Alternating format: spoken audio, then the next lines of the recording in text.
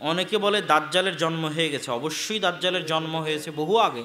আল্লাহ রাসূলের যুগে সাহাবীরা দাজ্জালকে দেখে এসেছে। সহিহ বুখারীর হাদিস, তামিম আদ-দারি রাদিয়াল্লাহু তাআলা আনহু দাজ্জালকে দেখে এসে আল্লাহ রাসূলকে দাজ্জালের বর্ণনা শুনিয়েছেন। আর রাসূল সাল্লাল্লাহু আলাইহি ওয়াসাল্লাম ওই লম্বা ঘটনা মিম্বারে দাঁড়িয়ে সব সাহাবীকে শুনিয়েছে। সহিহ বুখারীতে খুলে দেখেন, দাজ্জাল বহু আগেই জন্ম, কিন্তু সে বন্দি অবস্থায় আছে, হাত পা জিঞ্জিরাবদ্ধ আছে। কখন আল্লাহ সুবহানাহু ওয়া তাআলা তাকে ছাড়বেন, মুক্ত ঘোষণা করবেন, সেটা আল্লাহ সুবহানাহু ওয়া তাআলা জানেন।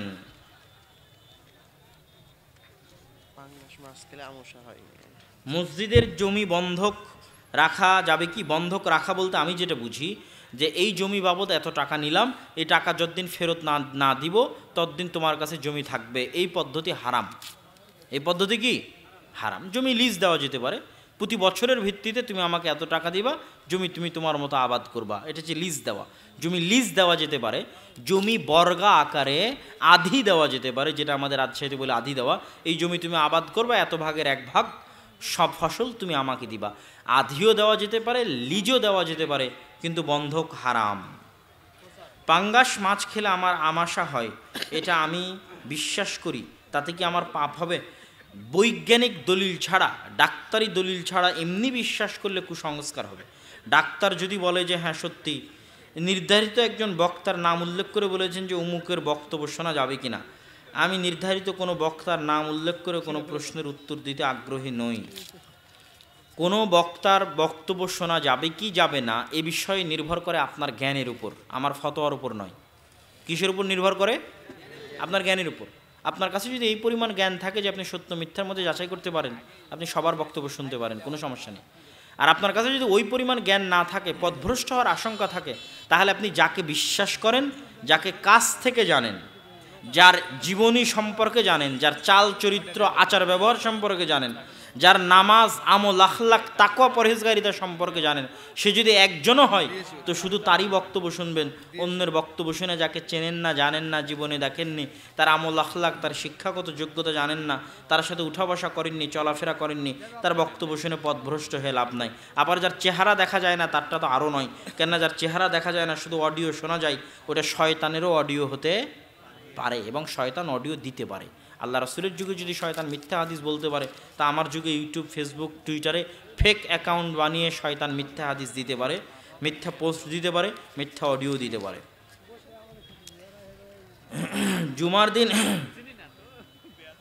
জুমার দিন ইমাম খুতবা দেওয়ার সময় মুসল্লিরা মসজিদে প্রবেশ করে ইমামের সামনে সালাত শুরু করে দেয়।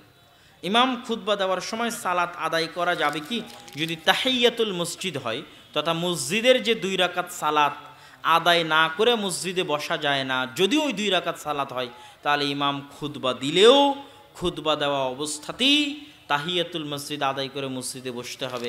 আর এর বাইরে অন্য কোনো সালাত খুতবা চলা অবস্থায় আদায় করা উচিত নয়, ঠিক নয়, জায়েজ নয়, না জায়েজ। কেননা খুতবা শোনাও একটা ইবাদত, অতএব অন্য সালাত বাদ দিয়ে খুতবা শুনতে হবে। তবে যদি তাহিয়াতুল মসজিদ হয়, তাহলে শুধু তাহিয়াতুল মসজিদে 2 রাকাত সালাত আদায় করে বসে পড়বে। যে ব্যক্তি গলায় তাবিজ আছে, তার গলায় তাবিজ থাকা অবস্থায় তাকে ঝাড়ফুঁক করা যাবে কি? তাবিজ শিরক, আর শিরকের সাথে মুসলমানের সম্পর্ক রাখা উচিত নয়। শিরকি জিনিস গলায় রেখে আল্লাহর সাহায্য পাওয়া সম্ভব নয়। অতএব আল্লাহর উপর পূর্ণ আস্থা, পূর্ণ বিশ্বাস থাকলে, আল্লাহর কোরআনের উপর পূর্ণ আস্থা, পূর্ণ বিশ্বাস থাকলে, নাস ফালাক ইখলাস আয়াতুল কুরসির উপর পূর্ণ বিশ্বাস থাকলে, নাস ফালাক ইখলাস আয়াতুল কুরসির পাওয়ার, ক্ষমতা, শক্তির উপর পূর্ণ বিশ্বাস যদি থাকে, যে হ্যাঁ নাস ফালাক আয়াতুল কুরসি, ইখলাস, সূরা ফাতিহা, সূরা বাকারার শেষ 2 আয়াত পৃথিবীর সকল জাদু টোনা, বদনজর, জিন, শয়তান সব কিছুকে ধূলিসাৎ করে দিতে পারে একদিন আগে একদিন পরে। এই যদি শক্ত মজবুত বিশ্বাস থাকে, তাহলে তাবিজ খুলেই ঝাড়ফুঁক করতে হবে। আর যদি বিশ্বাস না থাকে, তাহলে ঝাড়ফুঁক করলেই কি আর না করলেই কি। তাবিজ সহ মরে গিয়ে জাহান্নামে যখন যাবে, তখন সে বুঝতে পারবে যে তার আসল অবস্থাটা কোথায়। উস্তাজি, আমি জানি মৃত ব্যক্তির উদ্দেশ্যে দাওয়াত খাওয়ানো হারাম, কিন্তু আমাকে আমার শিক্ষকেরা আমাকে জোর করে পাঠায়। লা তাআতা লি মাখলুকিন ফি মাসিয়াতিল খালিক। সৃষ্টিকর্তার লঙ্ঘনে সৃষ্টি জীবের কোনো আদেশ মানা যাবে না। তো তোমার টিচার সৃষ্টিজীব, আর মৃত ব্যক্তির বাড়িতে গিয়ে খাওয়া বা কোনো অনুষ্ঠানে অংশগ্রহণ করা বেদাত, আর বেদাতে অংশগ্রহণ করা যাবে না, এটা সৃষ্টিকর্তার আদেশ।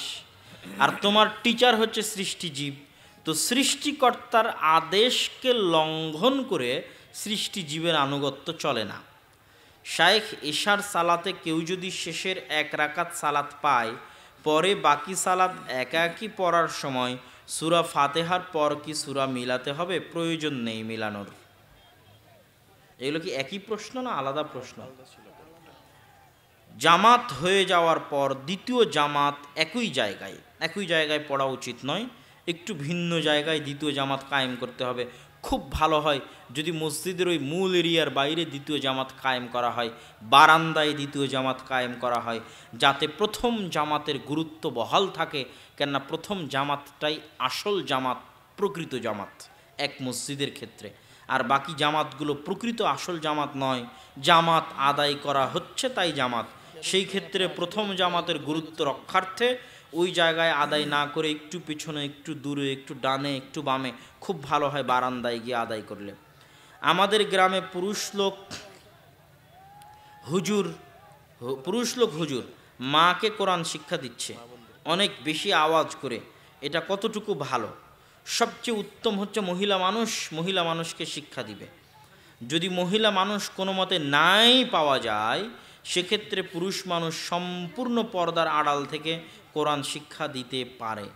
শায়েখ, আমি কোনো এক ওয়াক্ত ফরজ সালাতে 1 বা 2 রাকাত পাইনি, বাকি সালাত পড়ার জন্য কখন দাঁড়াবো? কোনো এক ওয়াক্ত ফরজ সালাতে জামাতের সাথে ছিল না, জামাতবিহীন ছিল, বুঝতে পারিনি। যদি জামাতবিহীন একাকি হয়, সময় পার হয়ে গেছে, না এটা তো জামাতেই মানে সালামের শুরুতেই আসসালামু আলাইকুম তখন না, যখন ইমাম সালাম শেষ করবে তখন তুমি দাঁড়াবা। ঢাকা টুঙ্গির ইজতেমায় কি কি বেদাত চালু আছে, আর সেগুলো বাদ দিলে কি যাওয়া যাবে? তাবলিগ বা দাওয়াতি কাজ উত্তম। তাবলিগ করা, দাওয়াতি কাজ করা প্রত্যেক মুসলমানের উপর ফরজ, জরুরি। কিন্তু সেই তাবলিগ, সেই দাওয়াত হতে হবে আল্লাহ রাসূলের দেখানো পদ্ধতি অনুযায়ী। তো আমি তাবলিগ জামাতের লোকেরা যে কাজ করে তাদের আন্তরিকতার বিষয়ে আমি কোনো প্রশ্ন উঠাবো না, বা তাদের খুলুসিয়াতের বিষয়ে কোনো প্রশ্ন উঠাবো না। কিন্তু 2টা বিষয় অবশ্যই প্রশ্নবিদ্ধ। একটা হচ্ছে নির্ধারিত যে ফ্রেম তৈরি করা হয়েছে, ওই ফ্রেমকে একমাত্র লাস্ট ঘোষণা করা এবং ওটার উপর বিভিন্ন ফজিলত কায়েম করা, যে এত চিল্লা দিলে এই ফজিলত, এই করলে এই ফজিলত, যেগুলো সব বানোয়াট, আল্লাহ রাসূলের হাদিসে নাই, এটা বলা এবং ওটা মনে করে ওটাতে অংশগ্রহণ করা বেদাত।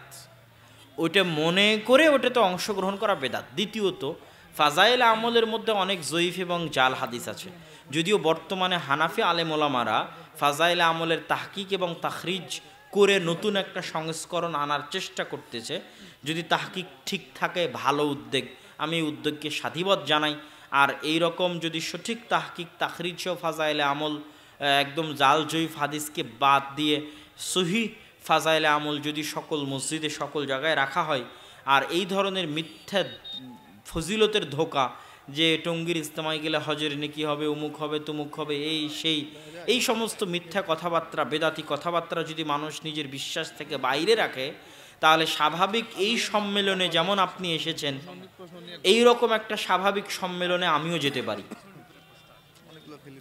কিন্তু এই স্বাভাবিক সম্মেলনে আসলে এত নেকি হবে, পরপর 3 বছর আসলে এই হবে, পরপর 10 বছর আসলে এই হবে, তারপর আস্তে আস্তে এটাই আসলে হজ হয়ে যাবে, এই মনে করে আসলে তো গুনাহগার হবেন, জাহান্নামে চলে যাবেন।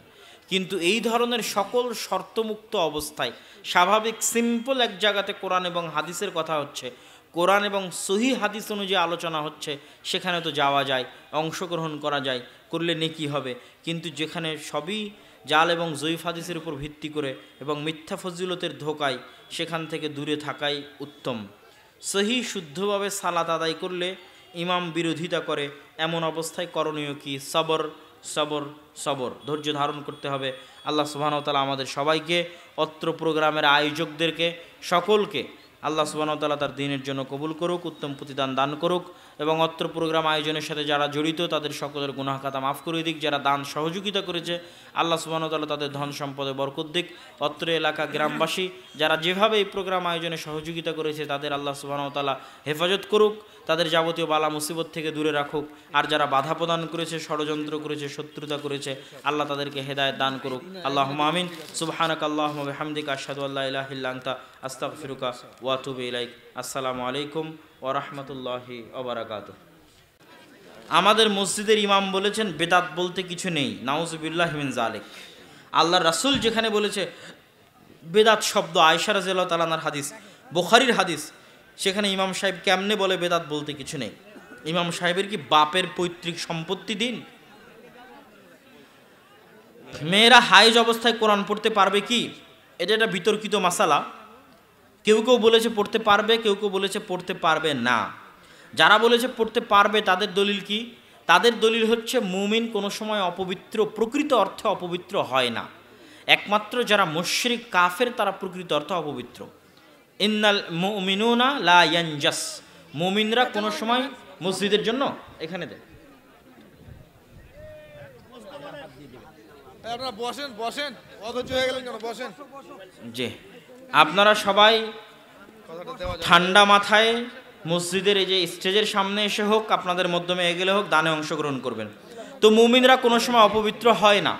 আর রাসূল সাল্লাল্লাহু আলাইহি ওয়াসাল্লাম আয়েশা রাদিয়াল্লাহু তাআলা আনহাকে বলেছেন যে তোমার হাতে অপবিত্রতা নেই, তুমি যে হায়েজ অবস্থায় আছো, এটা এই অপবিত্রতা তো তোমার হাতে লেগে নেই। এটা রাসূল সাল্লাল্লাহু আলাইহি ওয়াসাল্লাম আয়েশা রাদিয়াল্লাহু তাআলা আনহাকে বলেছেন। এশার সালাতের পরে বক্তব্য দেওয়া যাবে কি, এর সত্যতা জানতে চাই।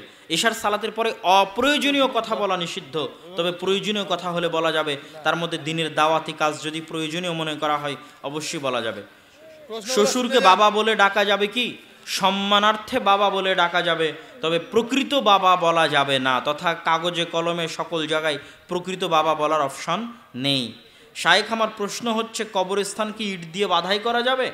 কবরস্থানের সীমানা নির্ধারণ করা যেতে পারে, কিন্তু নির্দিষ্ট কবর ইট দিয়ে বাধাই করা যাবে না। কিন্তু একটা বিশাল কবরস্থানের জমির সীমানা নির্ধারণ করা যেতে পারে, তবে নির্দিষ্ট কবর ইট দিয়ে বাধাই করা যাবে না। পৃথিবীতে সালাতে সালাম ফিরার বাক্য শিরিক থেকে বাঁচার দোয়া পড়া যাবে কি? সালাম ফিরার পূর্বে দুনিয়ার সকল দোয়া পড়া যাবে, যা কোরআন এবং হাদিস দ্বারা প্রমাণিত। সালাতে দোয়া মাসুরা না পড়ে আত্তাহিয়াতু দরুদ ইব্রাহিম পড়ে সালাম ফিরলে সালাত হবে কি? আত্তাহিয়াতু এবং দরুদ হচ্ছে জরুরি, আর মাসুরা হচ্ছে অন্য দোয়ার মতো একটি দোয়া।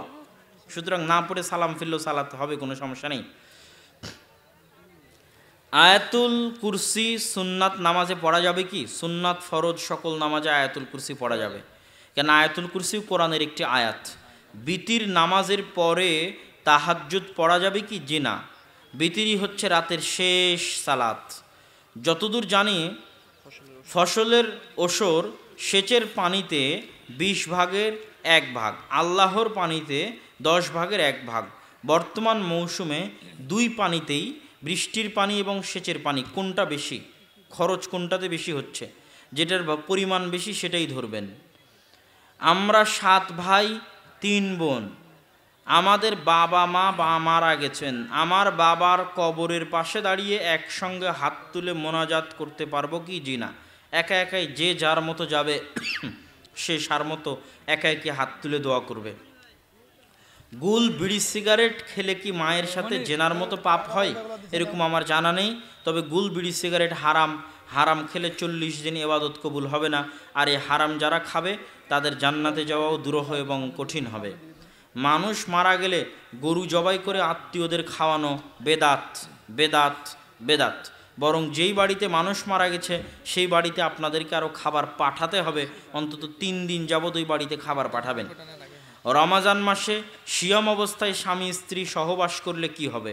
ফরজ সিয়াম থাকা অবস্থায় সহবাস করলে 60 দিন টানা সিয়াম পালন করতে হবে, অথবা 60 জন মিসকিনকে খাওয়াতে হবে, অথবা গোলাম আজাদ করতে হবে।